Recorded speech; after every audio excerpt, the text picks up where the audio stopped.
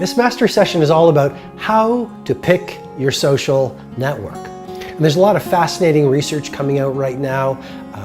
There's a great book that's called Connected that talks about the value of your social network and how your behavior not only subconsciously influences your friends, but your friends' friends and your friends' friends' friends. And then I could talk about mirror neurons, and I could talk about emotional contagion, a lot of this scientific phenomenon coming out now that really speaks to this.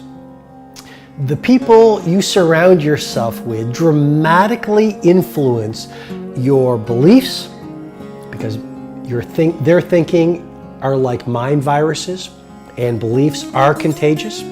Your social network and the way your friends behave influences your behavior, your habits. If you hang around with marathoners, there's a much greater chance you're gonna get fit.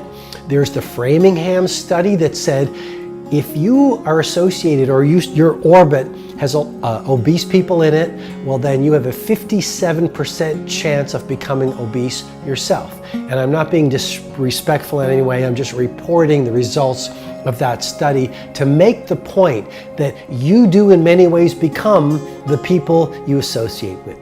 And so what I wanted to do is just jam with you in this mastery session, not only to help you dial into the importance of really selecting your peer group with great care and great acumen, because their results are going to become your results. Their mentalities will subtly infuse your whole belief system and become your mentalities. But I also want you to come up with almost a strategy that will really help you repopulate your professional life and your personal life with the kinds of people who will get you to where you want to be so that you live a legendary life.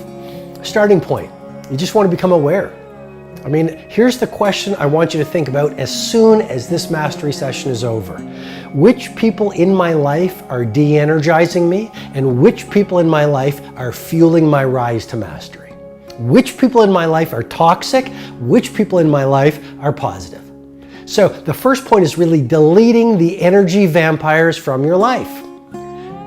Related to that, the people who might have been great for you 2 years ago, 3 years ago, even 6 months ago, they just might no longer work. You are with me in this mastery session because you and I are cut from the same cloth. We are on a rise to mastery.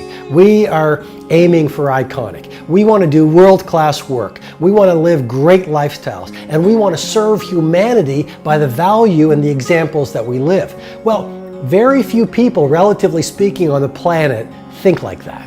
If you take 1,000 people, how many people are interested in personal mastery? How many people are interested in being a leader? How many people stand for world class? Most people are interested in video games and TV shows and gossiping and complaining and just getting through the day. Okay, not judging, just reporting. So the first thing to ask yourself, so the point I'm really trying to make is the person who you were even a year ago is not who you are today. And the people who might have been great for you a year ago might no longer fit with you today. And so I would encourage you to start with that first point of awareness. Have a good hard look at the people in your life, and are they serving your rise, and are they energizing you, and are they supporting your dreams, and are they fun to be with? And is their example allowing you to rise? It's like when you play tennis, or you ski. I ski. And when I ski with someone who is way better than me, you should see me ski. Their example on the slope lifts my game subconsciously. And your social network is like that as well. The people that you're around, look at their examples and ask yourself, are they ahead of me and are they lifting my game, or are they bringing me down? Second way to pick your social network is really use the standard of values. I mean, first of all, you want to know your top 5 values. That's a great exercise to do. Tomorrow morning, get up and write in your journal, what are my top 5 values? What are the 5 ideals I would take a bullet for? What are the 5 ways of being that will have mattered to me most when I'm at the end of my life? And once you know your 5 values, ask yourself, the people who I spend most of my time with, do they reflect those ideals? So let's say one of your ideals is excellence? Ask yourself, are the people in my life excellent? If one of your ideals is daily personal growth, ask yourself, am I around people who are on that path? People who are willing to look at their fears, willing to take ownership of where they might have slipped, always reading, always learning, going to the conferences, learning to meditate, learning how to dial into their craft. Are they on the path to personal mastery? In their work, do they stand for becoming titans? If not, you might not want them in your life anymore because of the influence they have on your mindset, your heart set, your physical energy, and your spiritual life. Third way to pick your peer group is to simply trust your instinct.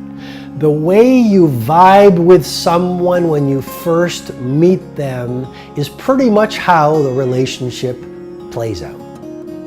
You see, instinct is so much more powerful than intelligence. You know, the people that I have at the beginning, I just had that feeling where something didn't feel right.